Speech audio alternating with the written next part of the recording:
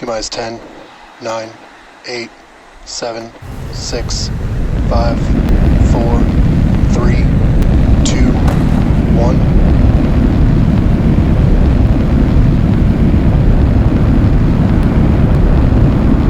Liftoff. Go Super Heavy. Go Starship. Thanks for all the historic flights, Bad One. Vehicles pitching downrange. Booster Raptor chamber pressure nominal.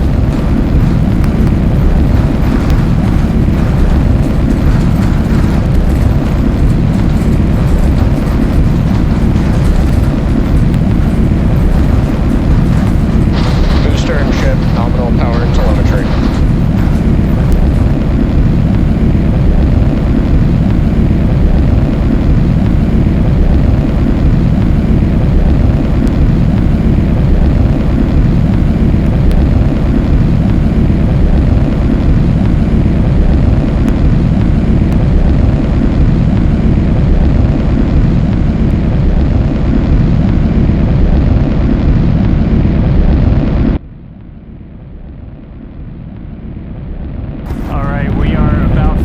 Seconds into flight, we're still getting the rattle here at Star Factory. We are seeing 33 out of 33 Raptor engines lit on Super Heavy as it arcs across the Gulf. Coming up next on Max Q. Max Q. So at this point, we've passed through that period of maximum aerodynamic pressure. The next thing we're looking forward to is going to be hot staging. So we've got 33 out of 33 Raptors lit. Super Heavy makes its way uphill. Hot staging is going to be coming up in just a little over a minute. At that point, we're going to see all but 3 of those Raptor engines on Super Heavy shut down. Our version of MECO. Most engines cut off instead of main engine. And then after that, we're going to release the clamps that are currently holding Starship to that hot stage adapter. It's then going to ignite its 6 Raptor engines to push it away from Super Heavy and then start making its flight uphill. So in about 10 seconds. See the engines throttling down. Booster engine cutoff. Ship ignition. Stage separation. Boost back burn startup. All right, successful hot staging maneuver. So we've got 12 of the 13 engines lit back up on boosters, so it's doing its boost back. Real excitingly though, we've got 6 out of 6 Raptors lit on ship there, so it's now going to continue to make its ascent into outer space. Meanwhile, this boost back is happening. We're using those 13 engines, so everything, well, 12 out of the 13, and then we go down to 3, and then we're going to shut down for the end of boost back. That's sending Super Heavy back towards its planned splashdown zone in the Gulf. Right after we finish this boost back burn, we're also going to separate the hot stage. This will be the final time that we're doing this. All right, there's the end of the boost back burn. We should be seeing the hot stage.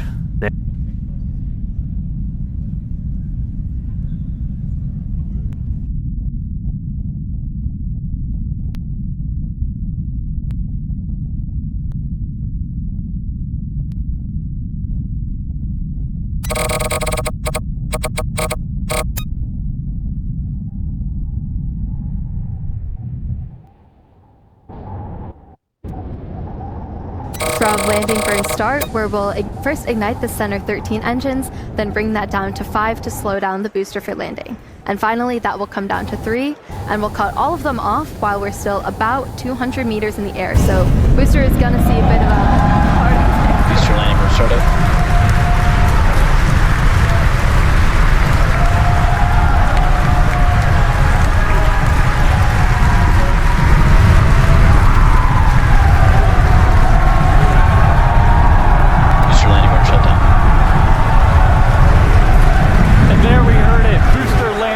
Shutdown. We saw a 13 to 5 to 3 V3 demonstration, and into the water we go. Wow, that was absolutely awesome. If you can even hear us right now, congrats to the whole SpaceX team. So far, so good for today. That was incredible. All right, great stuff, guys. I'm jealous of the crowd. All right, back to ship. Ship's still making its way. We've got a little under 2 minutes left in this ascent burn, so we've got all 6 Raptor engines still firing.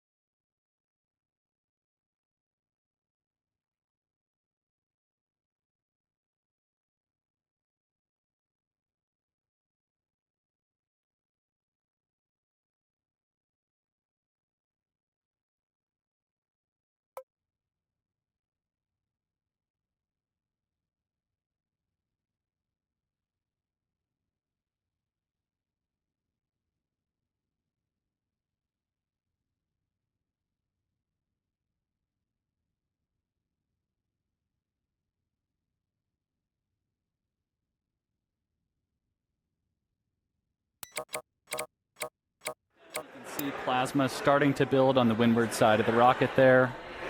And, re-entry is a critical phase of flight, and we need information on how the ship systems perform. Re-entry is also extremely demanding portion of flight because we need the ship to scrub off all of the energy we used to launch the rocket. So remember, the 33 engines plus the 6 engines on ship that we used to get up into space, we now are using aerobraking essentially to scrub off all that energy. And of course, Starlink is a big part of this, giving us the views we have right now, and also letting us gather as much data as possible, which again, is really the main reason why we do these flights. And the view we have right now is actually a really good example. As we mentioned at the beginning of the broadcast, we have some tiles on the leeward side of the flaps here, and we have some different mechanisms, some stud out, basically to see if these tiles will hang on. And we can see already here, it looks like we kept most of them, but I think I see a couple there that are no longer there. So the thermal team is definitely going to be digging into that and taking that data to help us iterate on V3. So yeah, Starlink provides us with one more path to collect data and help us rapidly iterate Starship's design. And if the ship does manage to make it all the way to re-entry, we'll collect valuable data on the spacecraft flying through the Earth's atmosphere at hypersonic speeds, or more than 5 times the speed of sound. Re-entry is typically a portion of flight where we don't have communications with spacecraft because it's re-entering at or around orbital velocity, which is roughly 8 kilometers per second or 5 miles per second. At those insanely high speeds, the spacecraft moving through the atmosphere creates a plasma field around the vehicle. Yeah, and that blanket of plasma distorts communication frequencies, so it's not uncommon to experience brief blackouts in communication. All right, so big picture here, Starship is designed to land on Mars where there are no runways or other humans to help out.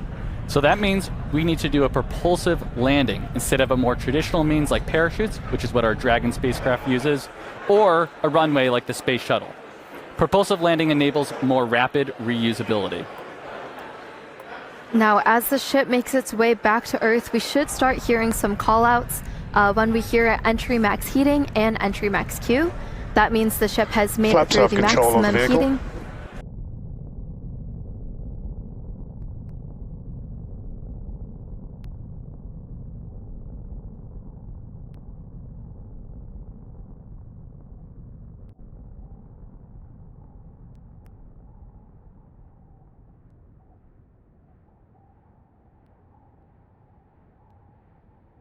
Starship is transonic, starting the belly flop phase of flight.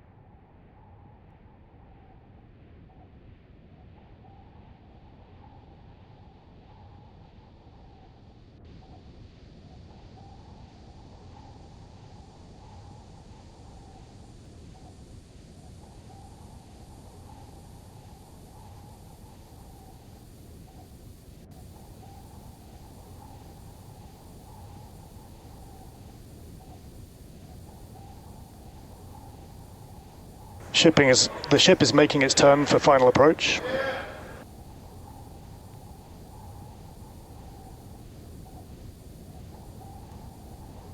Ship landing startup.